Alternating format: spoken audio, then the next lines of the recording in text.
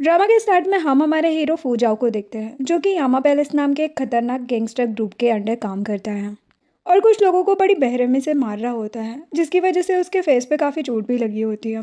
तभी वो अपने फ्रेंड जिंग को कॉल करता है जो कि उसके साथ ही उस ग्रुप में काम करता है और कहता है कि मैंने अपना काम कर लिया। जिंग कहता है कि और मैंने भी। तभी हम देखते हैं कि बहुत सारे लोग भागकर फूजाओ को मारने के लिए वहां पर आते हैं जिन्हें देखकर फूजाओ एक एक करके उन सभी को मारने लग जाता है और उन सभी को मौत के घाट उतार देता है। और वही दूसरी तरफ जिंग भी अपना काम पूरा करके वहां से निकल जाता है। नेक्स्ट सीन में हम हमारी हीरोइन निंग एना को देखते हैं जो कि एक हॉस्पिटल में इंटर्नशिप कर रही होती है। वो रात को हॉस्पिटल बंद करके जा ही रही होती है कि तभी फूदाओ पीछे से आकर उसका मुंह बंद कर देता है जिससे एना काफी ज्यादा डर जाती है। फूजाओ कहता है कि चिल्लाओ मत वरना मार दूंगा, जिससे वो शांत हो जाती है और फूजाओ उसे अंदर लेकर चला जाता है। जिसके बाद एना डरते हुए फूजाओ के चेहरे की चोट पर मलहम लगाती है और फिर देखती कि फूजाओ की कमर में भी बहुत चोट लगी है, जो देखकर वो कहती कि इसमें टाके लगाने पड़ेंगे। फूजाओ कहते कि लगा दो, लेकिन एना कहती कि मुझे अभी इतना एक्सपीरियंस नहीं है। तो सुनकर फूजाओ उसे घूर कर देखने लगता है तो एना डर कर कहती कि ठीक है मैं करती हूँ। एना ना फूजाओ की चोट पर टाके लगाकर उस पर बैंडेज लगा देती है और फिर इसे अपना कोट ऑफर करती है, जो देखकर फूजाओ चुपचाप उस कोट को पहन लेता है और एना की तरफ बढ़ने लगता है। जिसे देखकर एना रोते हुए कहती है कि प्लीज़ मुझे मत मारना, मैं किसी को कुछ नहीं बताऊंगी। फुजाओ कहता है कि तुम्हारी लिप्स बहुत अट्रैक्टिव है, एना किस करने का मन हो रहा है। ये बोलकर वो उसे किस करने की कोशिश करता है, जो देखकर एना अपनी आंखें बंद कर लेती है। लेकिन फुजाओ बिना कुछ किए वहां से चला जाता है जिससे एना को राहत मिलती है और वो सबको साफ करने लग जाती है ताकि किसी को कुछ पता न चले। नेक्स्ट सीन में फुजाओ वापस जाते जाते एना का जैकेट हॉस्पिटल में ही लटका देता है और अपना जैकेट लेकर हॉस्पिटल के आगे वाले होटल में ही रुकने के लिए चला जाता है, जहाँ पर वो रिसेप्शन पर जाकर अपना कार्ड देता है और 5 दिनों के लिए रूम बुक कर लेता है। देन वो जैसे ही रूम में जाता है वो विंडो से एना को हॉस्पिटल से जाता हुआ देखता है और कहता है कि इस लड़की में हिम्मत तो है। ये बोलकर एना का आईडी कार्ड देखता है जिस पर उसका नाम एना लिखा होता है, जो देखकर वो सोचता है कि कोइंसिडेंटली इसका नाम भी एना है। ये बोलकर वो पास का एक इंसिडेंट याद करता है जहाँ पर हम देखते हैं कि पूजा छोटा होता है और उसकी सिस्टर जिसका नाम भी एना था वो हॉस्पिटल में उससे कहती है कि भैया मुझ पर गुस्सा मत करो, मैं मेडिसिन ले लूंगी। जो सुनकर पूजा प्यार से उसके साथ ही बैठ जाता है। सीन नेक्स्ट डे का होता है जब एना हॉस्पिटल आ रही होती है तभी उस होटल की मैनेजर एना को कहती है कि एना अभी ये जगह सेफ नहीं है, कल रात ही यहाँ पर कुछ हुआ था, पुलिस ने कई लोगों को अरेस्ट भी किया था, इसलिए अच्छा होगा कि नाइट शिफ्ट के बाद तुम संभल कर घर जाओ। एना ये सुनकर डर जाती है और ओके बोलकर चली जाती है और फूजा विंडो से ये सब कुछ देख लेता है। एक सीन में एना जब अंदर जाकर अपनी जैकेट पहनती है तो उसमें से खून से लथपथ पैसे निकलते हैं, जो देखकर एना काफी ज्यादा डर जाती है और सोचती कि जरूर उस आदमी ने ये पैसे डाले होंगे। तभी एक सीनियर डॉक्टर जिसका नाम डॉक्टर ली होता है वो वहां पर आती है और एना को आवाज लगाती है, जिससे एना डर के मारे पैसे पॉकेट में रख लेती है।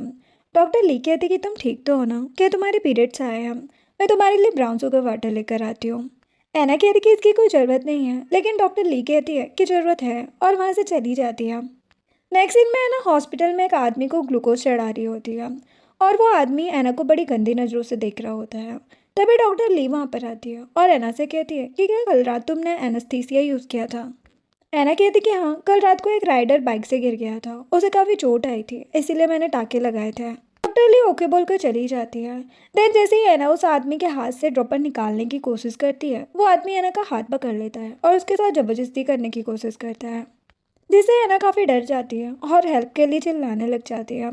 तभी फुजाओ वहाँ पर आता है और उस आदमी को उठाकर पटक देता है और कहता है कि निकलो वरना चांद से मार दूंगा। वो आदमी उससे डर के वहाँ से भाग जाता है।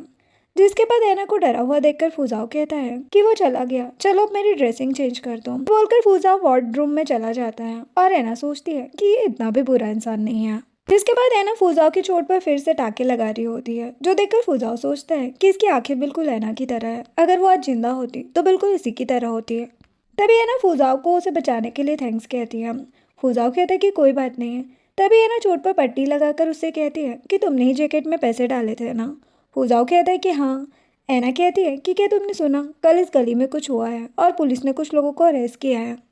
जो सुनकर फुजाओ सोचता है कि ये कहना क्या चाहती है। ये सोचकर वो एना को पैसे देता है, लेकिन एना कहती कि तुम्हें पैसे देने की जरूरत नहीं है, बल्कि मुझे तुम्हें पैसे वापस करने हैं। जो सुनकर फुजा जबरदस्ती वो पैसे एना के पॉकेट में डाल देता है और कहता है कि चुपचाप रखो। फिर वो एना से पूछता है कि तुम कहाँ रहती हो, चलो मैं तुम्हें घर छोड़ देता हूँ। एना कहती कि नहीं, मैं खुद चली जाऊंगी। फुजाओ कहता कि देख लो, आजकल ये गली सेफ नहीं है, मैं तुम्हें कोई नुकसान नहीं पहुंचाऊंगा। वो कहती कि मुझे पता है कि तुम बुरे इंसान नहीं हो, इसलिए तुम्हें मुझे पैसे देने की जरूरत नहीं है। ये बोलकर वो उसे पैसे वापस करती है, लेकिन तभी फुजाओ ऐना को कसकर पकड़कर वॉल से टिका देता है। इससे ऐना बहुत ज़्यादा नर्वस हो जाती है।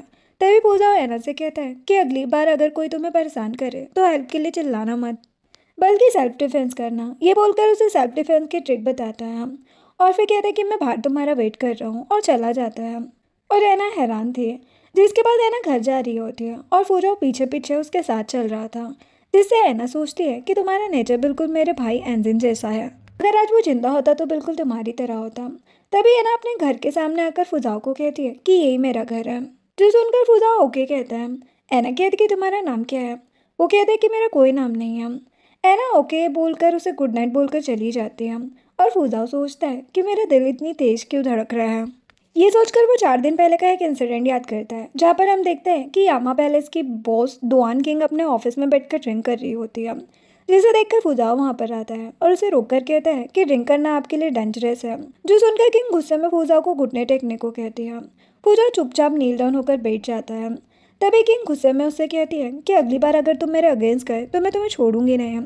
ये बोलकर वो जा रही होती है, लेकिन फुजाओ कहता है कि आप तो उससे प्यार करती है ना। जो सुनकर किंग गुस्से में फुजाओ के गले पर चाकू रख देती है और कहती कि तुम्हें क्या लगता है कि तुम अगर उसे नहीं मारोगे तो वो नहीं मरेगा। अगर तुम नहीं मारोगे तो कोई दूसरा उसे मार देगा, इसलिए अपनी हद में रहो। ये बोलकर वहाँ से चली जाती है। तभी जिंग वहाँ आता है और फुजाओ को उठाकर कहता है कि तुमने उसे क्यों उकसाया। फुजाओ कहता है कि मैं उसे खुद को टॉर्चर करते हुए नहीं देख सकता। जिंग कहता है कि लेकिन तुम्हें पता है ना, वो आदमी वो था जिसे वो 10 सालों से प्यार करती थी। ये हमारे लिए एक सबक है, इसलिए अच्छा होगा कि तुम भी कभी अपनी कोई कमजोरी मत बनाना। एना प्रेजेंट में देखते हैं कि फुजाओ एना के घर के बाहर ही खड़े होकर स्मोकिंग कर रहा होता है और एना विंडो से उसे देखकर सोचती है कि ये अभी भी यहाँ क्या कर रहा है। तभी फुजाओ फिर से एना के आईडी कार्ड देखता है और कहता है कि काश एना यहाँ पर होती है। वो बिल्कुल इस एना की तरह थी। ये सोचकर वो 14 साल पहले का इंसिडेंट याद करता है, जहाँ पर हम देखते हैं कि फुजाओ हॉस्पिटल में होता है, जहाँ पर यामा पैलेस का एक आदमी हैंग उसे अपने पैर से कुचलते हुए कहता है कि तुम्हारी हिम्मत कैसे हुई मेरे पैसे चुराने की।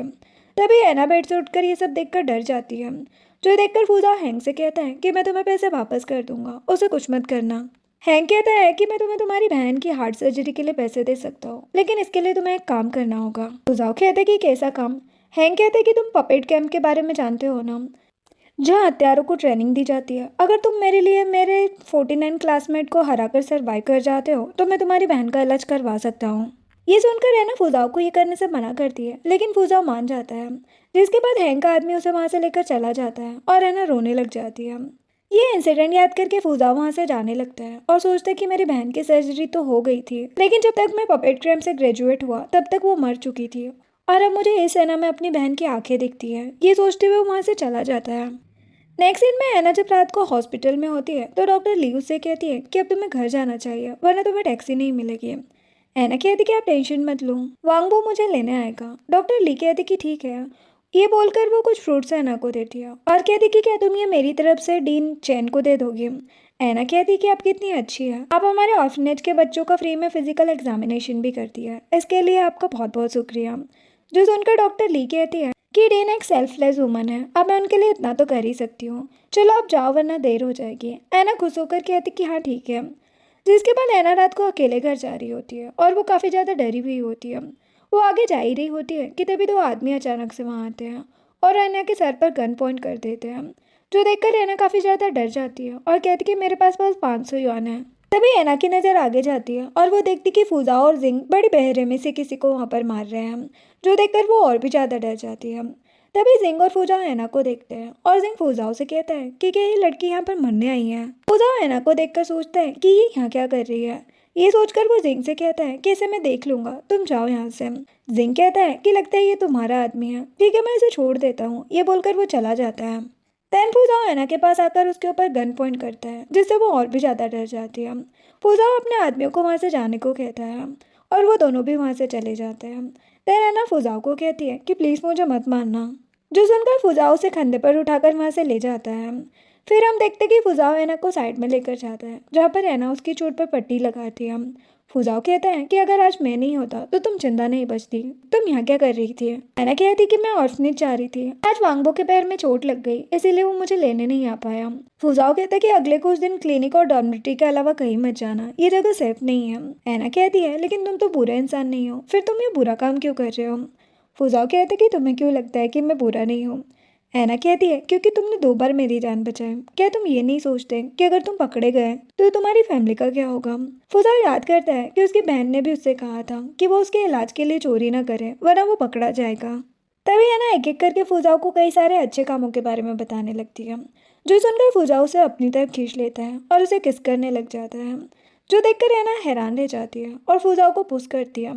लेकिन फुजाओ कहता है कि इससे मेरे टाँके ओपन हो जाएंगे। तो ऐना कहती कि तो मुझे छोड़ो। तो वो कहता है कि अगर मैं नहीं छोड़ूँ तो, जो सुनकर ऐना पीछे हटकर कहती है कि मुझे पता है तुम बुरे नहीं हो। तभी फुजाओ ऐना के पास आता है और कहता है कि मैंने तुम्हें ज़बरदस्ती किस किया, फिर भी मैं अच्छा कैसे हुआ? ये बोलकर वो फिर से उसे किस करने लग जाता है और ऐना उसे एंजॉय करने लग जाती है। तभी फुजाओ रुक कर कहता है कि तुमने मुझे रोका क्यों नहीं? ऐना कहती है क्योंकि मैं क्यूरियस थी। फुजाओ कहते कि तो क्या तुम आगे भी मुझे नहीं रोकती? ऐना कहती कि पता नहीं, लेकिन मैं ये जानती हूँ कि तुम बिल्कुल मेरे बड़े भाई एंजिन की तरह हो। वो भी मुझसे ऐसे ही बात करता था, लेकिन कभी भी मुझे हर्ट नहीं करता था। फुजाओ कहते कि क्या? तभी है ना फुजाओ के पास आकर उसके कंधे पर सर रख कर कहती है कि जब मैंने तुम्हें हॉस्पिटल में पहली बार देखा तब मुझे तुम में एंजिन की झलक दिखाई दी, और जब तुमने कहा कि मेरे लिप्स अट्रैक्टिव है तब मुझे लगा कि तुम सच में मुझे किस करने वाले हो, और मैं भी तुम्हें किस करना चाहती थी। मैं सच में तुमसे प्यार करने लगी हूँ और तुम्हारे साथ रहना चाहती हूँ। ये बोलकर फुजाओ को किस करने लगती है, लेकिन फुजाओ से पूछ करके कहता है कि क्या तुम पागल हो? ऐना कहती है कि हमारी डीन चैन कहती है कि जब हमें किसी से प्यार होता है तो हम उससे दूर नहीं रह पाते। मुझे लगता है कि सच में मुझे तुमसे प्यार है। फुजाओ कहता है कि क्या तुम एक ऐसे आदमी से प्यार करोगी जिसे ये तक नहीं पता कि कल वो जिंदा रहेगा या नहीं? अब बकवास बंद करो और चलो यहाँ से। नेक्स्ट सीन में ऐना आगे आगे और फुजाओ उसके पीछे पीछे चल रहा होता है, जहाँ पर ऐना उससे कहती है कि क्या मैं तुम्हें ब्लेकी बुला सकती हूँ? फुजाओ कहता है कि नहीं। ऐना कहती है कि तो फिर मुझे अपना नाम बताओ। वो कहता है कि बिल्कुल नहीं, जो सुनकर ऐना सैड हो जाती है, लेकिन तभी वो अपना नाम फुजाओ बता देता है, जिससे ऐना खुश हो जाती है। देन फुजाओ ऐना को घर छोड़कर जा ही रहा होता है, तभी उसे जिंग वहाँ दिख जाता है, जिसे देखकर वो कहता है कि तुम गए नहीं। जिंग कहता है कि हमारे ब्लेकी का इतना अच्छा सो छोड़कर भला कौन जाएगा? फुजाओ कहता है कि क्या तुम्हें पता है प्यार होने पर कैसा फील होता है? जिंग कहता है कि मुझे ये नहीं पता, लेकिन किंग को देखने के बाद मैं इतना जरूर कह सकता हूँ कि अगर सच में तुम्हें उससे प्यार है तो तुम्हें इसे छिपा कर रखना चाहिए। जो सुनकर फुजाओ वहाँ से चला जाता है। नेक्स्ट सीन ऐना के ऑर्फनेज का होता है, जहाँ पर हम देखते हैं कि ऐना डीन चैन के साथ कपड़े धोने में उनकी हेल्प कर रही होती है। चैन उसे कहती है कि तुम अपनी आधी सैलरी मुझे क्यों दे देती हो, तुम्हें अपने लिए भी कपड़े और कॉस्मेटिक बाय करने चाहिए। ऐना कहती है मुझे ये सब नहीं चाहिए, वैसे भी आपने बचपन से मेरा बहुत ख्याल रखा है। चैन कहती कि ऐसा नहीं है, एंजिन ने तुम्हारा ख्याल रखा था, वो हमेशा तुम्हारे बारे में ही सोचता था।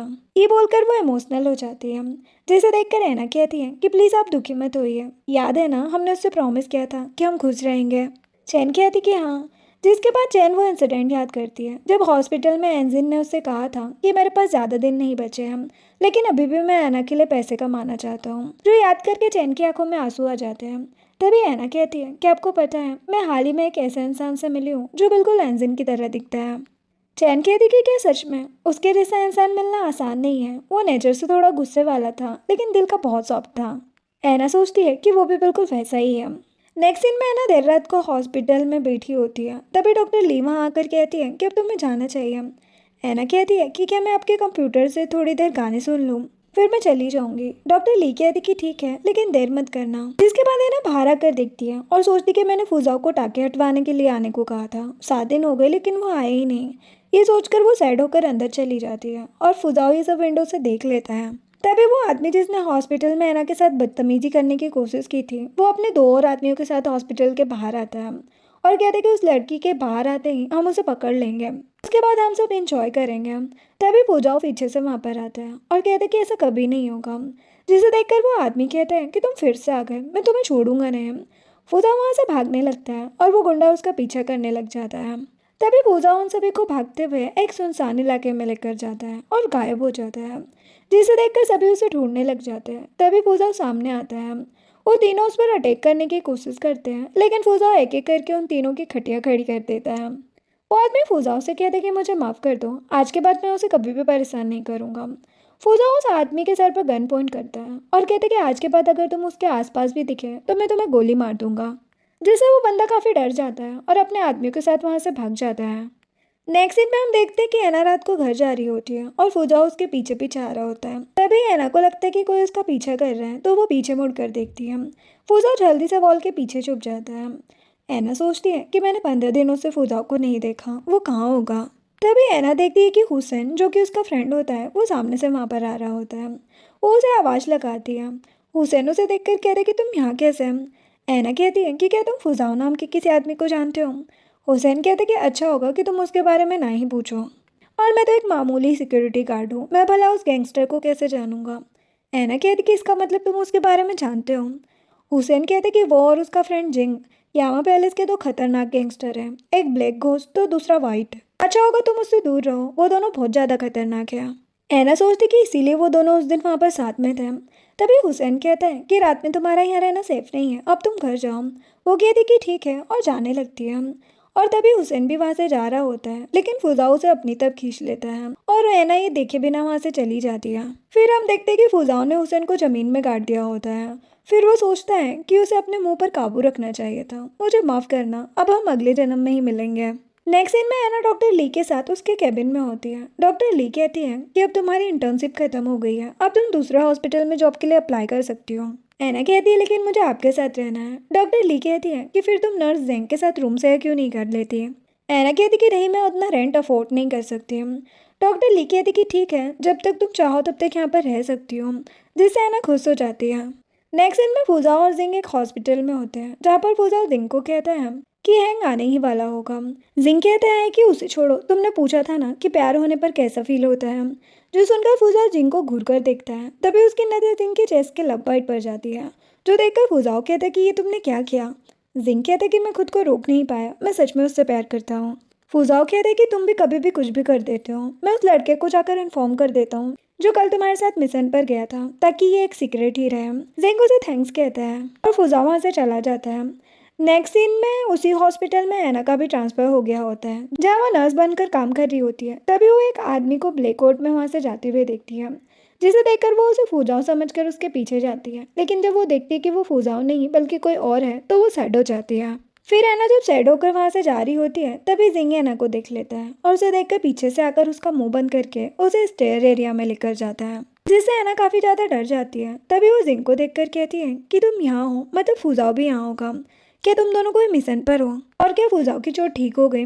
जिंग कहते कि बकवास बंद करो, मैं तुम्हें बस ये बताने यहाँ पर लेकर आया हूँ कि आज के बाद अगर तुम मुझे देखो तो ऐसे नाटक करोगी कि तुम मुझे नहीं जानती, वरना अच्छा नहीं होगा। जो सुनकर ऐना डर कर कहती कि ठीक है, लेकिन ये बताओ कि फुजाओ कैसा है। जिंग कहते कि वो ठीक है, लेकिन 3 घंटे बाद हम दोनों को मार पड़ेगी और हमें वार्ड से निकाल दिया जाएगा। जो सुनकर ऐना कहती लेकिन क्यों, आप दोनों ब्लैक और वाइट घोस्ट है इसलिए। जिंग कहते कि फुजाओ ने तुम्हें ये भी बता दिया। ये बोलकर जिंग ऐना को एक होटल कार्ड देता है और कहते कि 3 घंटे बाद फुजाओ का ट्रीटमेंट करने होटल में आ जाना। ये बोलकर वो चला जाता है। नेक्स्ट सीन में ऐना जब हॉल में जाती है तो देखती है कि एक नर्स जिसका नाम साओ होता है वो डरते हुए वहाँ पर आती है। ऐना कहती कि तुम्हें क्या हुआ। साओ कहती कि मैं वार्ड नंबर 119 में ड्रेसिंग के लिए गई थी, मैंने देखा कि एक आदमी वहाँ पर अपने 2 बॉडीगार्ड को बुरी तरह मार रहा है। वो दोनों अभी भी वहाँ पर घुटनों पर बैठे हैं। जो सुनकर ऐना कहती कि ठीक है, मैं ड्रेसिंग के लिए जाती हूँ। जिसके बाद ऐना वार्ड नंबर 119 में जाती है, जहाँ पर 2 गार्ड्स उसे अंदर जाने से रोक देते हैं। लेकिन ऐना कहती कि मुझे ड्रेसिंग करनी है और अंदर चली जाती है, जहाँ पर वो देखती कि फुजाओ और जिंग हैंग के आगे घुटनों पर बैठे हैं और उन्हें बहुत मार पड़ी है। तभी ऐना को देखकर हैंग कहता है कि तुम्हारा हॉस्पिटल कितना घटिया है, पेशेंट को होश क्यों नहीं आया है, अपना काम करो और निकलो। ऐना पेशेंट की ड्रेसिंग करती है और हैंग से कहती है कि स्ट्रेस की वजह से पेशेंट बेहोश है, उसे जल्दी होश आ जाएगा। तो सुनकर हैंग गुस्से में उसे वहाँ से जाने को कहता है और ऐना डरकर वहाँ से चली जाती है। नेक्स्ट सीन में ऐना सीधे जिंग का दिया हुआ कार्ड लेकर उस होटल रूम में जाती है, जहाँ पर वो फुजाओ को टॉवेल में देखकर आंखें बंद कर लेती है और फुजाओ से देखकर कहते कि तुम्हें यहाँ की किसने दी। ऐना कहती कि जिंग ने मुझे तुम्हारे ट्रीटमेंट के लिए यहाँ आने को कहा था। वो कहते कि ठीक है। फिर ऐना फुजाओ की चोट पर मलहम लगा रही होती है और फुजाओ कहता है कि मैंने तुम्हें मुझसे दूर रहने को कहा था ना। ऐना कहती कि हाँ, लेकिन मैं खुद को रोक नहीं पाई। फुजाओ कहता कि क्या तुम सच में मुझसे प्यार करती हो। ऐना कहती कि हाँ। फुजाओ कहता कि क्या सच में तुम एक ऐसे आदमी से प्यार करना चाहती हो जो लोगों को बेरहमी से मारता है और लोगों को दुख देता है। ऐना कहती है लेकिन तुम जॉब बदल भी तो सकते हो ना। फुजाओ कहते हैं कि मैं बचपन से ही मारकाट करने वाले लोगों के साथ एक डार्क वर्ल्ड में रहा हूँ, इसलिए तुम मुझसे दूर रहो तो ही अच्छा है।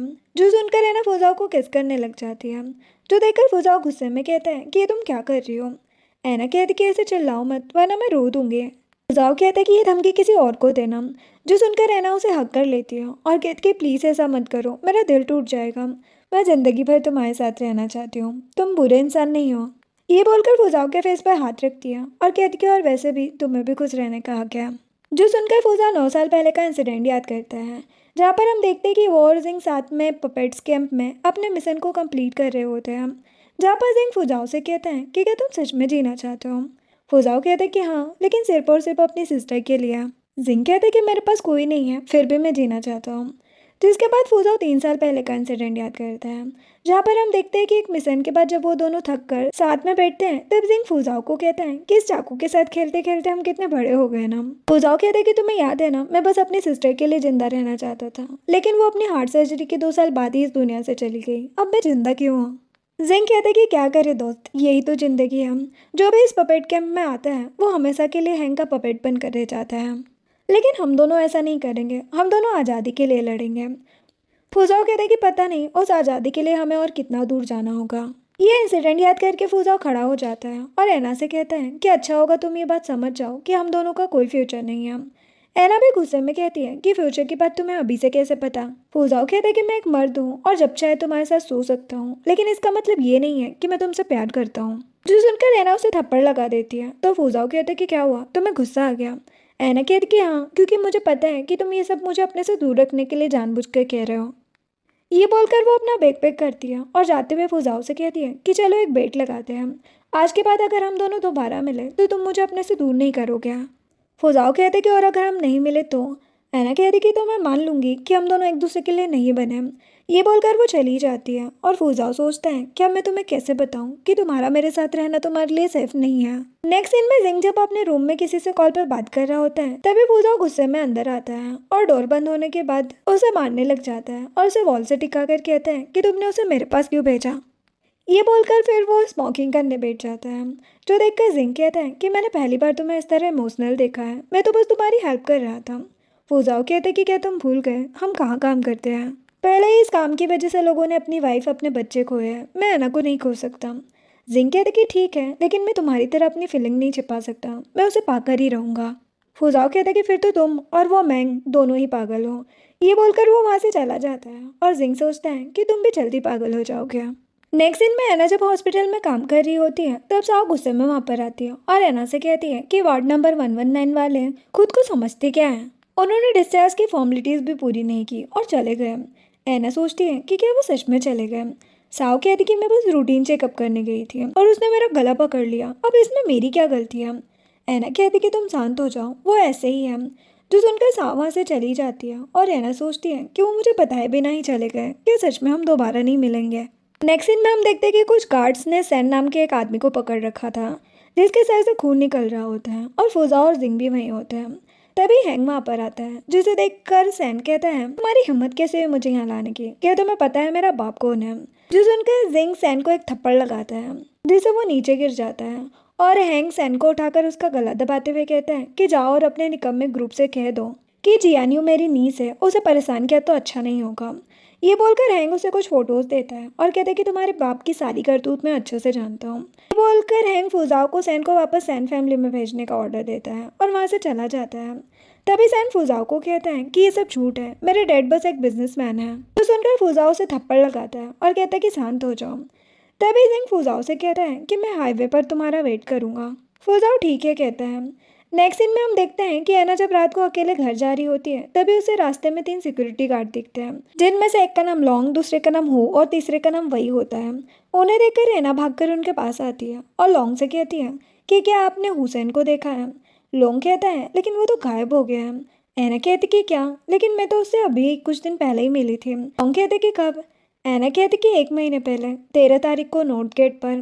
तभी हो लॉन्ग के कान में कहता है कि हुसैन उसी दिन गायब हुआ था। जो सुनकर लॉन्ग ऐना से कहता है कि देखो ऐना, ये जगह सेफ नहीं है, तुम्हें घर जाना चाहिए, वही तुम्हें छोड़ देगा। ऐना कहती कि ठीक है और वही के साथ वहाँ से चली जाती है।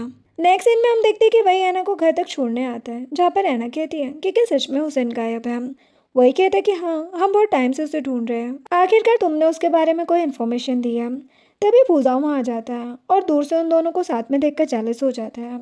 इधर वही को एक कॉल आता है और वो कहता है कि मैं अभी आता हूँ, जो सुनकर ऐना उसे एप्पल और एक फर्स्ट एड किट देती है और कहती है कि ये इमरजेंसी में काम आएगा। वही ऐना को थैंक्स बोलकर चला जाता है। देन जब वही वापस जा रहा होता है तब फुजाओ उसके सामने आता है, जिसे देखकर वही कहता है कि मैं वही हूँ और तुम कौन हो, क्या तुम्हें कुछ चाहिए। फुजाओ कहता है कि हाँ। ये बोलकर वो वही के हाथ से एप्पल लेकर चला जाता है, जो देखकर वही हैरान रह जाता है। नेक्स्ट सीन में फुजाओ ऐना के घर आता है, जिसे देखकर ऐना काफी ज्यादा खुश हो जाती है। कहती कि तुम खुद यहाँ आए हो, इसका मतलब आप बेट के मुताबिक हम दोनों साथ रहेंगे। फुजाओ कहता है कि इस मुलाकात को हम काउंट नहीं करेंगे, इसलिए हॉस्पिटल से छुट्टी लो और मेरे साथ चलो। ऐना कहती कि कहाँ। फुजाओ कहते कि मैंने हुआंग रेसिडेंशियल एरिया में तुम्हारे लिए एक जगह देखी है, अब तुम वहाँ पर रहोगी। ऐना कहती लेकिन क्यों। फुजाओ कहता है ताकि कल रात जो हुआ वो फिर से ना हो। ऐना कहती कि तुम्हें वो कैसे पता, क्या वो तुम्हारे आदमी थे। ये बोलकर ऐना खुश हो जाती है और फुजाओ अंदर आकर कहता है कि लगता है वो तुम्हें पसंद आ गए। ऐना कहती कि नहीं, उन्होंने तो बस मेरी हेल्प की थी। लेकिन तुम ये बताओ कि तुमने तो कहा था कि तुम मुझसे नहीं मिलोगे, तुम यहाँ क्यों आए हो। ऊपर से तुमने मेरे लिए नई जगह भी देख ली, अब तुम मान क्यों नहीं जाते कि तुम मुझसे प्यार करते हो। फुजाओ कहते कि अब बातें बंद करो और सामान पैक करो। जो सुनकर ऐना फुजाओ को किस करने लग जाती है और फुजाओ उससे गुस्से में कहता है कि तुम समझती क्यों नहीं, तुम यहाँ सेफ नहीं हो, जल्दी से सामान पैक करो। ऐना कहती कि ठीक है, लेकिन पहले ये बताओ कि तुम मेरे लिए ये सब क्यों कर रहे हो। फुजाओ कहता है क्योंकि मैं तुम्हें हर्ट करना नहीं चाहता।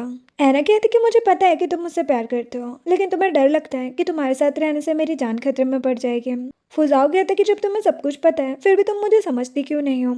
ऐना कहती कि ठीक है, लेकिन क्या यहाँ से जाने के बाद तुम फिर चले जाओगे। फुजाओ कहते कि हाँ, आप बकवास बंद करो और सामान पैक करो। जो सुनकर ऐना सोफे पर बैठकर कहती है कि मैं नहीं जाऊँगी, मुझे जो होगा वो हो जाएगा, तुम्हें इससे क्या। वो कहता है कि तुम्हें पता है मुझे तुमसे जलन होती है, इसलिए क्योंकि तुम आज़ाद हो, तुम कहीं भी आ जा सकती हो। तुम्हारा एक नाम है, एक काम है और तुम रोशनी में हो, और वही मैं, मेरा तो नाम और ज़िंदगी भी दूसरे की है। मैं तुम्हें क्या दे पाऊँगा, इसलिए मैं चाहता हूँ कि तुम्हें प्रोटेक्ट करके मैं अपने पास की गलतियों को सुधारूँ। ऐना कहती लेकिन क्यों। फुजाओ कहते क्योंकि तुम्हारी आंखें मेरी बहन के जैसी हैं और मैं तुम्हें बचाना चाहता हूँ। वो कहती कि मुझे भी तुम अपने भाई जैसे लगते हो, लेकिन मैं तुमसे प्यार करती हूँ। और क्या तुमने कभी मुझे पसंद नहीं किया। फुजाओ कहते कि नहीं। जो सुनकर ऐना कहती कि ठीक है तुम जाओ, मैं खुद वहाँ चली जाऊँगी, और हाँ आज के बाद मुझे अपनी शक्ल मत दिखाना। फुजाओ कहते कि ठीक है और चला जाता है। नेक्स्ट सीन में हम देखते हैं कि लोंग हु और वही हुसैन के गायब होने की इन्वेस्टिगेशन करते हैं, जिसके बाद लोंग उन दोनों से कहता है कि मुझे लगता है कि हुसैन को कुछ तो पता था, इसीलिए उस ब्लैक घोस्ट ने उसे दफना दिया, हमें जल्दी से उसे पकड़ना होगा। वही दूसरी तरफ हम देखते हैं कि जिंग फुजाओ को कॉल करने की कोशिश करता है, लेकिन वो कॉल रिसीव नहीं करता, जिसे देखकर वो परेशान हो जाता है और अपने आदमी को फुजाओ का पता लगाने को बोल देता है। वही दूसरी तरफ हम देखते हैं कि ऐना जब हॉस्पिटल से जा रही होती है तभी उसे एक बुढ़ी औरत जमीन पर गिरी हुई दिखती है, जिसे देखकर वो उनके पास जाती है और उन्हें उठाकर उनके हाथ की चोट पर मलहम लगाने लग जाती है और कहती कि मैं हॉस्पिटल ही जा रही थी, क्या मैं आपको ले चलूँ। वो लेडी कहती है कि क्या मैं तुम्हारा फ़ोन लेकर अपने पोते को यहाँ बुला सकती हूँ। ऐना हाँ बोलकर उन्हें फ़ोन दे देती है और वह अपने पोते, जो कि और कोई नहीं बल्कि वही होता है, उसे बुला लेती है, जिसे देखकर ऐना हैरान हो जाती है। तभी ग्रैंडमा वही से कहती है कि अगर ये लड़की नहीं होती तो मैं सड़क पर ही मर जाती है। जो सुनकर वही ऐना को थैंक्स कहता है। ऐना कहती कि कोई बात नहीं, ये तो मेरा काम है। इधर जिंग का आदमी उसे आकर बताता है कि कल रात मिस्टर फूजा होटल नहीं पहुंचे थे। जो सुनकर जिंग और भी ज़्यादा डर जाता है। देन वो गार्ड्स को लोकेशन चेक करने को बोलता है, जो उसे बताते हैं कि फूजा लास्ट टाइम तियानिया एरिया की गली में घुसा और फिर गायब हो गया, लास्ट लोकेशन भी वहीं की है। तभी एक और आदमी फुजाओ का फ़ोन लेकर वहाँ आता है और कहता है कि ये फ़ोन मुझे उसी गली में मिला। इसे देखकर जिंग सोचता है कि जिसका डर था वही हुआ, जल्द से जल्द सारे पब्लिक सीसीटीवी कैमरा के फुटेज चेक करूँ। तभी एक आदमी कहता है कि क्या हम मिस्टर हैंक को इस बारे में बताएं। जिंग कहता है कि अपना दिमाग ज़्यादा मत चलाओ। नेक्स्ट सीन में ऐना जब हॉस्पिटल आती है तो वो देखती कि जिंग छिपकर उससे मिलने आया है, जो ऐना से कहता है कि क्या फुजाओ तुम्हारे घर आया था। ऐना कहती कि नहीं, लेकिन क्यों, क्या कोई गड़बड़ है। जिंग कहता है कि नहीं और वहाँ से चला जाता है। ये देखकर ऐना को कुछ गलत होने का एहसास होता है और वो जिंग के पीछे जाती है, लेकिन उसके बाहर जाने तक जिंग कार से निकल गया होता है, जिससे वो सोचती है कि फुजाओ तुम मर नहीं सकते। नेक्स्ट सीन में रात को स्नोफॉल हो रही थी और ऐना फुजाओ के साथ बिताए हर एक मोमेंट को याद करते हुए सड़क पर गुमसुम होकर चल रही होती है और सोच रही होती है कि काश मैं हमेशा तुम्हारे साथ रह पाती है। तभी वो सैड होकर बेंच पर बैठ जाती है और उसे याद करने लग जाती है। तभी वो आदमी जिसने ऐना के साथ बदतमीजी की थी वो अपने आदमियों के साथ आता है और ऐना को पीछे से देखकर उसे छेड़ने की कोशिश करते हैं। लेकिन जैसे ही ऐना आगे देखती है तो वे तीनों डर कर नीलडन होकर उससे माफ़ी मांगने लग जाते हैं और फिर वहाँ से भाग जाते हैं। जो देखकर ऐना सोचती है कि जरूर ये फुजाओ का काम होगा। नेक्स्ट सीन में कुछ लोगों ने फुजाओ को एक फैक्ट्री में बांध रखा था और उसे बुरी तरह मार रहे थे और लॉन्ग उसके सामने बैठकर सब कुछ देख रहा होता है। तभी गार्ड्स फुजाओ को लाकर लॉन्ग के सामने फेंक देते हैं और फुजाओ लॉन्ग से कहता है कि तुम्हें पता नहीं है तुम किससे पंगा ले रहे हो, तुम बच नहीं पाओगे। जो सुनकर लॉन्ग हंसते हुए और फुजाओ को एक लात मारकर उसके पास आता है और कहता है कि फिलहाल तो तुम अपने बारे में सोचो, तुमने मासूम लोगों को अपने मिशन के बीच लाकर बहुत बड़ी गलती कर दी है। वही दूसरी तरफ हम देखते हैं कि जिंग के आदमियों को भी फुजाओ की लाइव लोकेशन मिल जाती है, जिसे देखकर जिंग खुश हो जाता है और कहता है कि हमें अभी जाना होगा। इधर हम देखते हैं कि लॉन्ग का आदमी उसके पास आकर कहता है कि हमने गड्ढा खोद दिया है। जो सुनकर लॉन्ग कहता है कि ठीक है जाओ और उसे वहीं दफना दो। लेकिन तभी जिंग अपने गार्ड्स के साथ वहाँ जाता है और चिल्लाकर कहता है कि मैं भी देखता हूँ किसमें इतनी हिम्मत है। ये देखकर लॉन्ग गुस्से में अपने गार्ड्स को अटैक करने का ऑर्डर देता है और जिंग भी अपने गार्ड्स को आगे भेज देता है। इधर जिंग और लॉन्ग के गार्ड्स आपस में लड़ते हैं और इधर जिंग लॉन्ग के साथ लड़ाई करते हुए उसे एक किक मारकर दूर फेंक देता है। तभी लॉन्ग गुस्से में जिंग के ऊपर चाकू से अटैक करने की कोशिश करता है, लेकिन जिंग उसे पहले चाकू मार देता है जिससे वो वहीं गिर जाता है। देन जिंग फुजाओ के पास जाकर कहता है कि कैसे हो मेरे शेर, और जैसे वो उसे ऊपर उठाता है वैसे ही लॉन्ग फिर से खड़े होकर जिंग पर अटैक करने की कोशिश करता है, लेकिन फुजाओ से बचाने के लिए खुद बीच में आ जाता है जिससे उसे चोट लग जाती है और वो वहीं बेहोश हो जाता है। ये देखकर जिंग को बहुत ज़्यादा गुस्सा आता है और वो लॉन्ग के पेट में बार बार चाकू मारता है जिससे उसकी डेथ हो जाती है। नेक्स्ट सीन में ऐना वही के साथ उस फैक्ट्री के पास आती है जहाँ पर वही ऐना से कहता है कि तुमने मेरी हेल्प की है, इसलिए पहले मैं अंदर जाकर उनका ध्यान भटकाऊंगा, फिर तुम पीछे से उसे बचा लेना। ऐना कहती कि ठीक है और वही वहाँ से चला जाता है। थोड़ी देर बाद वही भागकर ऐना के पास आता है और कहते कि अंदर कोई नहीं है, सब चले गए। जो सुनकर ऐना सीधे फैक्ट्री के अंदर जाती है और फुजाओ को आवाज़ लगाने लग जाती है। तभी वो अंदर जाकर देखती है कि वहाँ बहुत सारा खून और फुजाओ के नेल्स पड़े हुए हैं। तो देखकर वो काफ़ी ज़्यादा डर जाती है और वहीं बेहोश हो जाती है। नेक्स्ट सीन हॉस्पिटल का होता है जहाँ पर हम देखते हैं कि ऐना बेहोश पड़ी है और वही उसके साइड में बैठा है। तभी साव वहाँ पर आती है और ऐना को देखकर हैरान हो जाती है। तभी ऐना को होश आता है और वो तुरंत वही से वो नेल्स देने को कहती है। वही उसे फुजाओ के नेल्स देता है जिसे देखकर ऐना रोते हुए कहती है कि हर बार मेरे साथ ही ऐसा क्यों होता है, हर बार मेरा करीबी मुझे छोड़कर चला जाता है। वही कहता है लेकिन ऐसा भी तो हो सकता है किसी ने उसे बचा लिया हो। तभी जिंग वहाँ आता है और ऐना से कहता है कि मेरे पास तुम्हारे लिए एक पेशेंट है। जिसके बाद हम देखते हैं कि जिंग ऐना को एक विलेज के घर में लेकर आता है जहाँ पर फुजाओ बेड पर बेहोश पड़ा था। उसे देखकर जिंग ऐना से कहता है कि उसकी पसलियाँ टूटी हुई है और उसके ब्रेन में भी चोट आई है। ऐना कहती कि उसे हॉस्पिटल लेकर क्यों नहीं जाते हैं। जिंग कहते कि हम इलीगली यहाँ पर आए हैं, किसी को पता चला तो हमें वापस जाना पड़ेगा। ऐना कहती कि उसे बहुत ज़्यादा चोट आई है। जिंग कहता कि टेंशन मत लो, विलेज में एक कपल डॉक्टर है, तो बस फुजाओ का ख्याल रखना और अगर कुछ ज़रूरत हो तो मुझे कॉल कर देना। ऐना कहती कि ठीक है।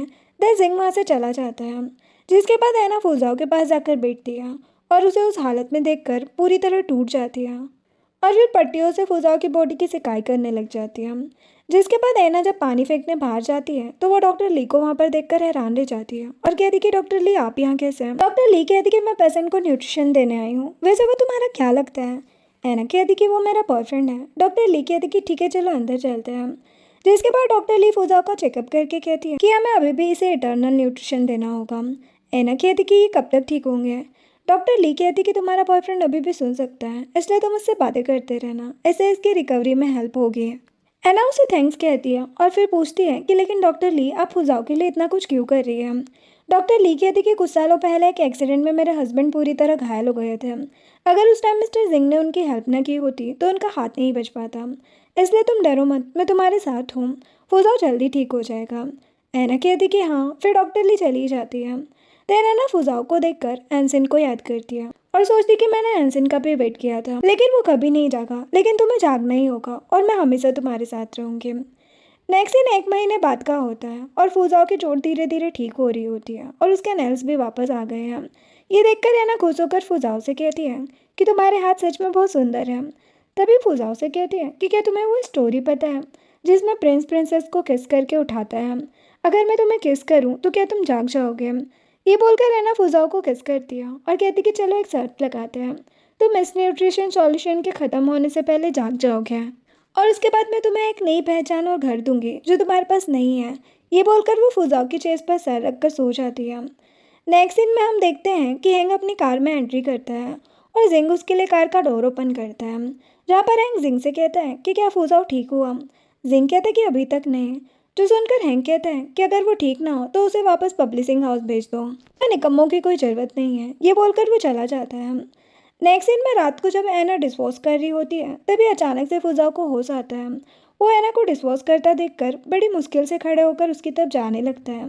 तभी एना की नज़र फुजाओ पर जाती है और वो उसे देखकर हैरान रह जाती है और तुरंत उसके पास जाती है और कहती कि क्या मैं कोई सपना देख रही हूँ, ये तो मैं सच में होश आ गया है। फुजाओ कहता है कि क्या मैं बहुत दिनों बाद जागा हूँ। एना कहती कि हाँ, पूरे 48 दिनों बाद। इस बार मैं तुम्हें अपने से दूर नहीं जाने दूंगी। चलो, तुम ज़्यादा देर तक खड़े नहीं रह सकते। ये बोलकर वो फुजाओ को बेड पर बिठा देती है।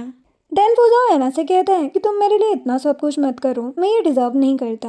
एना कहती कि अब दोबारा ऐसा कहा तो तुम्हारी टांगें तोड़ दूंगी, फिर हमेशा यहीं पड़े रहना, मैं तुम्हें अब कभी भी खुद से दूर नहीं करूंगी। ये बोलकर एना उसे किस करती है और कहती कि तुम एक्सेप्ट क्यों नहीं करते कि तुम मुझसे प्यार करते हो।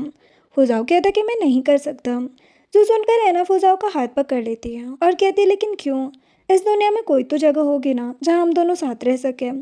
तुम टेंशन मत लो, मुझे कुछ नहीं होगा, मैं हमेशा तुम्हारे साथ रहूँगी। जो सुनकर फुजाओ एना को देखकर सोचता है कि मैंने हमेशा तुम्हारे प्यार को इग्नोर किया है, लेकिन अब मैं ऐसा नहीं करूँगा। ये सोचकर वो भी एना को किस करने लग जाता है और दोनों इंटीमेट हो जाते हैं। नेक्स्ट दिन मॉर्निंग का होता है, जहाँ पर एना फुजाओ के ऊपर सोई होती है। तभी फुजाओ एक इंसिडेंट याद करता है, जहाँ पर वो जिंग से कहता है कि प्यार होने पर कैसा लगता है। जिंग कहते कि मुझे क्या पता। फुजाओ कहता है कि तुम्हारे उस गर्लफ्रेंड का क्या हुआ। जिंग कहता है कि उसने मुझे छोड़ दिया।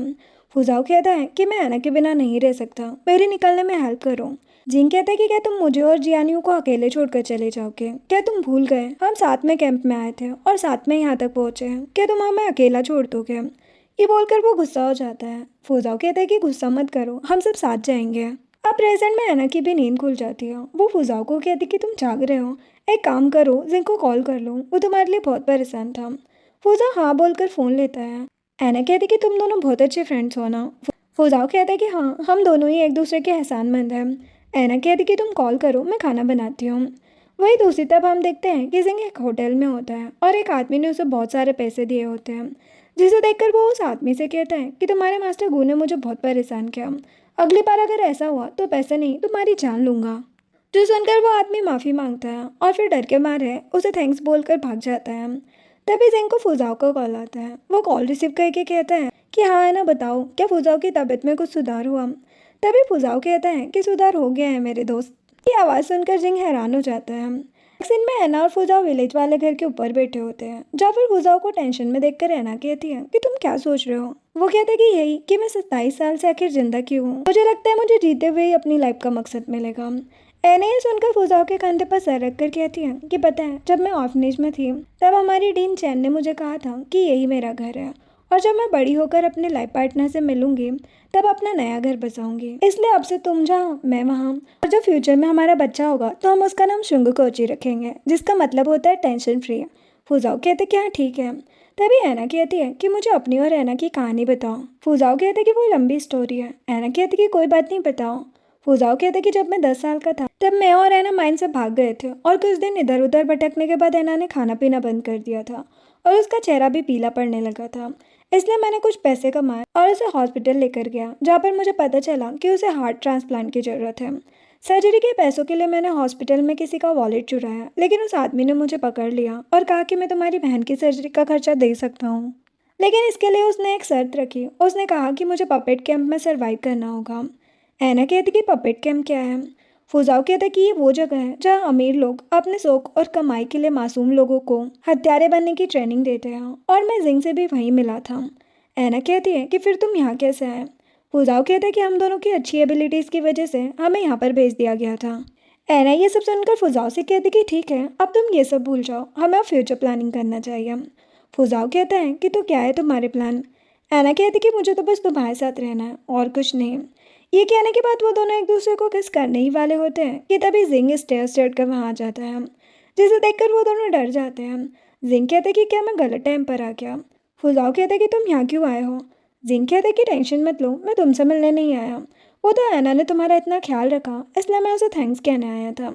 ये बोलकर वो ऐना को बुके देता है, जो देखकर ऐना खुश हो जाती है और कहती है कि अब आप आ ही गए हैं तो जल्दी मत जाना, मैं आप दोनों के लिए अच्छी अच्छी डिशेस बनाऊंगी। जिंग कहते कि क्यों नहीं, वैसे भी मुझे बहुत भूख लग रही है। जिसके बाद ऐना उन दोनों के लिए डिनर रेडी करती है और फिर उनके साथ बैठकर बातें करते हुए डिनर करती है और ये बोलकर काम करने चली जाती है कि आप दोनों आपस में बात करो।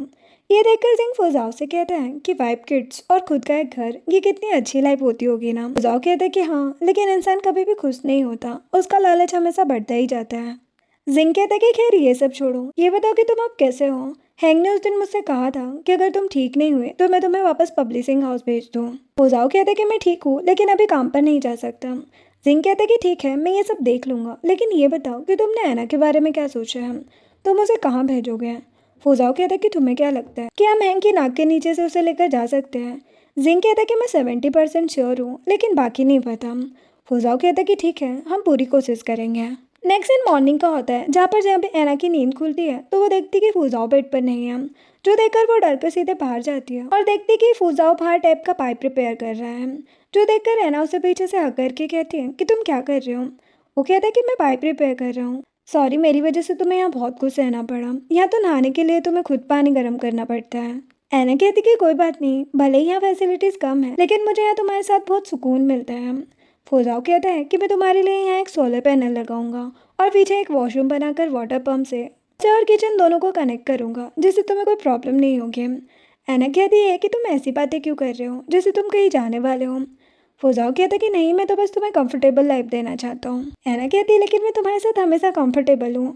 वो कहता है कि सॉरी, मैंने तुमसे पूछे बिना ये डिसीजन लिया, लेकिन मैं चाहता हूँ कि तुम कुछ दिन यहाँ छिप कर रहो। ऐना कहती है कि क्या आप दोनों कुछ करने वाले हैं।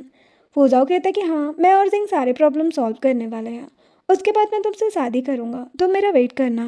ऐना कहती कि क्या इसमें कोई खतरा है, जो सुनकर फुजाओ ऐना को हक कर लेता है और कहते कि नहीं, कोई खतरा नहीं है। नेक्स्ट सीन में हम देखते हैं कि फुजाओ जिंग के साथ एक सुनसान इलाके में जाता है, जहाँ पर वो दोनों कार से फावड़ा निकालते हैं और एक जगह पर जाकर खुदाई करने लग जाते हैं। और वहीं दूसरी तरफ ऐना विलेज में उन दोनों का वेट करते हुए परेशान हो रही होती है। इसके बाद फुजाओ और जिंग ज़मीन से एक बड़ा सा बॉक्स निकालते हैं, जिसमें उन दोनों ने बहुत सारी कीमती चीज़ें रखी होती हैं, जिसे देखकर जिंग हैरान हो जाता है और फुजाओ जिंग को एक बैग दिखाकर कहता है कि मेरा हिस्सा तुम इसमें डाल दो। जिंग कहता है कि किसने कहा, मैं इसे शेयर करूंगा, मेरा हिस्सा भी तुम दहेज समझ कर रख लो, और वैसे भी मैं इसे फ्यूचर में कहाँ बैंक में जमा करने जा पाऊंगा। फुजाओ ये सुनकर हंसता है और कहता है कि ठीक है, मैं तुम्हारी भाभी को तुम्हारा हिस्सा सेव करने को बोल दूंगा। जिंग कहता है कि हाँ, ये ठीक रहेगा। जिसके बाद हम देखते हैं कि फुजाओ और जिंग वो बॉक्स लेकर वापस विलेज आते हैं, जहाँ पर फुजाओ ऐना को बाहर उसका वेट करता देखकर कहता है कि तुम सोई क्यों नहीं। ऐना कहती कि मुझे नींद नहीं आई और इस बॉक्स में क्या है।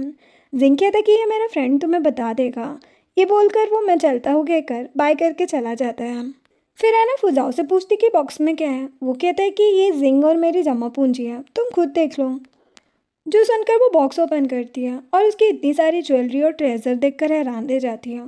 कहती कि ये सब तुम्हें कंपनी से मिला है। फुजाओ कहते हैं कि हाँ, एक्चुअल में मेरे और जिंग के पास आईडी कार्ड नहीं है, इसलिए हम बैंक में पैसे जमा नहीं कर सकते हैं, इसलिए हमने ये सब लिया था। अब ये सब तुम्हारा है, तुम इसका जो चाहे कर सकती हो। और हाँ, तुम्हें वो हुआंग वाला फ्लैट याद है ना, मैंने वो फ्लैट भी तुम्हारे नाम से बाय किया है। जो सुनकर है ना फुजाओ के पास आकर कहती है कि पहले तुमने मेरे लिए फ्लैट लिया, आप मुझे बचाने के लिए यहाँ लेकर आए। सच सच बताओ, तुमने पीठ पीछे मेरे लिए और क्या क्या किया है, वरना मैं तुम्हें सोने नहीं दूंगी। वो कहता है कि जब मैं तुमसे पहली बार मिला, उसके बाद मैंने हॉस्पिटल के आगे वाले होटल में रूम बुक किया, जहाँ से मैं तुम्हें रोज़ देखता रहता था, और जब तुम रात को घर जाती थी तब मैं तुम्हारे पीछे पीछे छुप कर आता था। ऐना कहती कि इसका मतलब तुम पहले से ही मुझसे प्यार करते थे, है ना। फुजाओ कहता है कि हाँ, सॉरी, मैंने तुम्हें बहुत कुछ कह दिया था। ऐना कहती है फिर तो मुझे तुम्हें पनिशमेंट देनी चाहिए। जो सुनकर फुजाओ ऐना को गोद में उठा लेता है और कहता है कि चलो बेड पर पनिशमेंट दो। ये बोलकर उसे अंदर लेकर चला जाता है।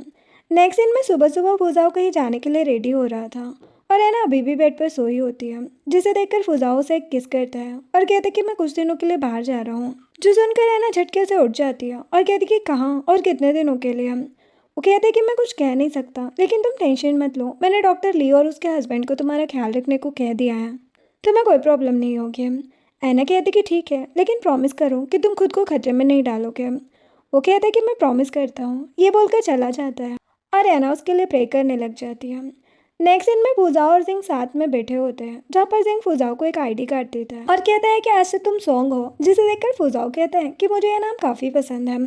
तभी जिंग फुजाओ से कहता है कि लड़का भी ऑर्फनेज में रहता था। 6 महीने पहले जब ये फॉरेन में रहता था तब इसे धोखे से एक कसिनो में लेकर जाया गया, जहाँ वो अपने सारे पैसे हार गया और बाद में सुसाइड कर लिया। इसकी शक्ल तुमसे मिलती है, इसीलिए तुम्हें कोई प्रॉब्लम नहीं होगी। फुजाओ कहता है कि और तुम, जो सुनकर जिंग फुजाओ को अपना नया आईडी कार्ड देता है, जो और किसी का नहीं बल्कि एंसिन का होता है। फुजाओ वो कार्ड देखता है। जिंग उसे कहता है कि 13 साल पहले इस लड़के को बड़ी अजीब बीमारी थी, जिसकी वजह से इसकी परमिशन से ही इसे एक्सपेरिमेंट के लिए अब्रोड लेकर जाया गया था। यहाँ पर कई हॉस्पिटल में इलाज के बाद भी इसकी डेथ हो गई थी। इसने अपने हार्ट, किडनी और कॉर्निया डोनेट किए थे और बाद में जिस पेशेंट को ये बॉडी पार्ट लगाए गए उनकी भी डेथ हो गई। जो सुनकर फुजाओ हैरान रह जाता है और उस लड़के की रिपोर्ट में देखता है कि एंसिन भी उसी ऑर्फनेज में था जहाँ एना थी, जिसे देखकर वो एना की बात याद करता है और जिंग से कहता है कि तुम्हें पता है एंसिन और कोई नहीं बल्कि एना का भाई था। जो सुनकर जिंग हैरान रह जाता है और कहता है कि क्या सच में? तभी फुजाओ जिंग की बातों को वापस से रिमाइंड करके हैरान रह जाता है। जो देखकर जिंग कहता है कि तुम्हें क्या हुआ? फुजाओ कहता है कि ये नहीं हो सकता, ये हैंग का प्लान था। जिंग कहता है कि तुम क्या कह रहे हो? फुजाओ कहता है कि याद है मैंने तुम्हें कहा था कि मैं पपेट कैंप में बस इसलिए आया था क्योंकि हैंग मेरी बहन का इलाज करवाने वाला था। जिंग कहते कि हाँ, लेकिन क्या हुआ? फुजाओ कहते कि वो सब एक झूठ था। उसने मेरी बहन पर एक्सपेरिमेंट किया, उसे जानबूझकर वो हार्ट दिया जो पहले से खराब था। मैं उसे छोड़ूंगा नहीं। क्या सब कुछ रेडी है? जिंग कहते कि देखो शांत हो जाओ, तुम चाहो तो ये सब हम बाद में भी कर सकते हैं। फुजाओ कहते कि नहीं, पता नहीं वो कमीना और कितनों की ज़िंदगी बर्बाद करेगा, हम दोनों उसे उसकी औकात दिखाकर ही रहेंगे। जिंग कहते कि ठीक है। ये बोलकर वो फुजाओ को एक एनवलप देता है, जिसे देखकर फुजाओ कहता है कि क्या हमारे पास बस इतने ही एविडेंस है? जिंग कहता है कि टेंशन मत लो, इतने एविडेंस ही उसे बर्बाद करने के लिए काफ़ी है। नेक्स्ट सीन में हम देखते हैं कि सैन एक बार में बैठकर लड़कियों के साथ एंजॉय कर रहा होता है। तभी जिंग वहाँ पर आता है, जिसे देखकर सैन काफ़ी डर जाता है। जिंग सैन को छोड़कर सभी को वहाँ से जाने को कहता है। सभी वहाँ से चले जाते हैं। देन सैन डरते हुए कहता है कि क्या मुझसे कोई गलती हुई है, प्लीज़ मुझे माफ़ कर दो, मुझे मत मारो। जो सुनकर जिंग कहता है कि अरे शांत हो जाओ यार। वो उसे एक पेन ड्राइव देता है। सैन कहता है कि ये क्या है? जिंग कहता है कि ये वो एविडेंस है जिससे ये पता चलता है कि हैंग तुम्हारे डैड को ज़बरदस्ती कंट्रोल कर रहा है। अब आगे तुम्हें इसका क्या करना है तुम्हें पता है ना? सैन कहता है लेकिन तुम हैंग के ही आदमी हो, ऐसा क्यों कर रहे हो? जिंग कहता है कि हम अंडरवर्ल्ड के लोग पैसों के लिए कुछ भी कर सकते हैं और कुछ ऐसे लोग भी हैं जो हैंग से ज़्यादा पैसा और पावर दे सकते हैं। तुम बस ये एविडेंस अपने डैड को दे दो, उसके बाद तुम हैंग से अपना बदला ले सकते हो। सैन कहता है कि कहीं तुम मुझे फंसा तो नहीं रहे? जिंग कहता है कि डरो मत, मैं बस तुम्हारे डैड का एक एहसान चुका रहा हूँ। सैन हंसते हुए कहता है कि तुम सच में बहुत लालची हो। नेक्स्ट सीन में हम देखते हैं कि फुजाओ रात के टाइम पर मिस्टर ली से मिलने आता है, जो कि बीच सड़क पर कार में अपनी गर्लफ्रेंड के साथ रोमांस कर रहा होता है। तभी फुजाओ डोर नॉक करता है। ली बाहर फुजाओ को देखकर कहता है कि आज तुम खुद मेरे पास चलकर कैसे आए हो? ये बोलकर वो फुजाओ के सर पर गन पॉइंट करता है और कहता है कि अपनी जियान फैमिली को हमारी ली फैमिली के बैटलफील्ड में आने को कहो और उस हैंग का कुत्ता बनना बंद करो। फुजाओ कहता है कि यामा पैलेस में कोई भी किसी का कुत्ता नहीं होता, हम बस पैसों के लिए काम करते हैं। ये बोलकर फुजाओ हैंग के अगेंस्ट वाले एविडेंस की फाइल दे देता है और कहता है कि ये उस कमीने के खिलाफ सारे एविडेंस हैं, इसके बदले तुम मुझे पैसे या गोल्ड कुछ भी दे सकते हो। और हाँ, मैं नहीं चाहता कि ये बात हम दोनों के अलावा किसी तीसरे को पता चले। जो सुनकर ली अपनी गर्लफ्रेंड को गोली मार देता है और फुजाओ से कहता है कि तुम्हें कितने पैसे चाहिए? फुजाओ कहता है कि 2 million cash moon park club में भेज देना और हाँ, हैंग के आदमियों से बचकर रहना, अगर उसे इसकी भनक भी लग गई तो तुम्हें पता है ना क्या होगा। ये बोलकर वो चला जाता है। नेक्स्ट सीन में फुजाओ वापस विलेज आ गया होता है, जहाँ पर वो जिंग को कॉल करके कहता है कि क्या तुमने काम पूरा किया? जिंग कहता है कि हाँ, लेकिन अभी पैलेस जाना सेफ नहीं है। ली फैमिली और जियांग फैमिली के साथ साथ लू और वही फैमिली सभी पर अटैक हुआ है। फिर फुजाओ देखता है कि एना वापस घर आ रही है, जिसे देखकर वो ठीक है कहकर कॉल कट कर देता है। देन एना घर आकर फुजाओ को वहाँ देखकर बहुत ज़्यादा खुश हो जाती है और कहती कि तुम वापस कब आए? वो कहते कि अभी अभी। ये बोलकर उसे एक बुके देता है, जिसे देखकर एना खुश हो जाती है और फिर फुजाओ से अंदर लेकर चला जाता है। इधर हम देखते हैं कि हैंग घर में होता है। तभी जियानू उसके पास आकर कहती है कि अंकल हमारे बिजनेस को क्या हुआ? हैंग कहते हैं कि हम यानचिंग में अपना बिजनेस नहीं बचा पाए, इससे मेरे अंकल की रेपुटेशन भी मिट्टी में मिल गई है, यहाँ तक कि हमारे कसिनोज भी बंद हो गए हैं। जियानू कहती है और यामा पैलेस का क्या हुआ? हैंग कहते हैं कि फिलहाल उसके बारे में किसी को नहीं पता है, अभी हमें अब्रोड में अपने बिजनेस को बढ़ाना होगा, इसलिए तुम फुजाओ और जिंग के साथ पैलेस के कुल 10 लोगों से कांटेक्ट करो और उन्हें लॉस एंजलिस की इंडस्ट्री को अपने कब्जे में करने को कहो, हमें यानचिंग छोड़ना होगा। जियान्यू ओके कहती है। वही दूसरी तरफ जिंग जियान्यू की हेल्प से हैंग की सारी बातें सुन लेता है और गुस्से में कहता है कि मुझे पहले ही सब कुछ समझ जाना चाहिए था। जिसके बाद फुजाओ जब विलेज में होता है तो जिंग वहाँ पर आकर अकेले में फुजाओ को सब कुछ बताता है और कहता है कि हैंग यानचिंग छोड़कर यहाँ से जा रहा है। जो सुनकर फुजाओ कहता है कि क्या तुम मैंने का अच्छे से ख्याल रख लोगे। जिंग कहता है कि क्या तुम सारा ब्लेम अपने ऊपर लेने के बारे में सोच रहे हो। फुजाओ कहता है कि जल्दी हैंग को पता चल जाएगा कि यह हम दोनों ने किया है, किसी को तो ये करना ही होगा ना। जिंग कहता है कि तुम इस तरह से हार नहीं मान सकते।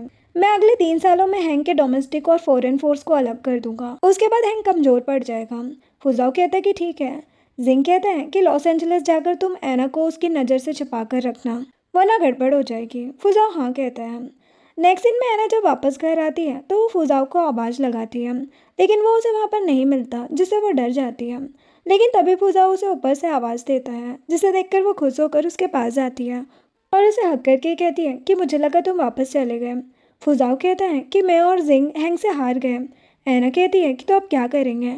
फुजाओ कहता है कि तुम्हारे पास 2 ऑप्शन है, या तो मुझे छोड़ दो या फिर मुझसे शादी कर लो, लेकिन याद रखना सेकंड ऑप्शन थोड़ा खतरनाक है। जो सुनकर एना कहती है कि अगर मैंने तुम्हें छोड़ा तो तुम हमेशा के लिए चले जाओगे, और अगर मैंने तुमसे शादी की तो तुम्हें हमेशा डर रहेगा कि मुझे कुछ हो ना जाए। और मैंने जिंग से सुना था कि तुम्हारे काम में तुम्हारी कमजोरी की कोई जगह नहीं होती है, इसलिए मैं तुम पर बोझ नहीं बनूंगी। मैं यही रहकर तुम्हारा वेट करूंगी, और जिस दिन तुम इस अंधेरे से हमेशा के लिए निकल कर मेरे पास आओगे तब हम दोनों शादी करेंगे और अपना घर बसाएंगे। जो सुनकर फुजाओ इमोशनल हो जाता है और एना उसे किस करने लग जाती है। और इसी के साथ ये ड्रामा एंड होता है। वीडियो पसंद आई हो तो लाइक शेयर एंड सब्सक्राइब करें। Thanks for watching.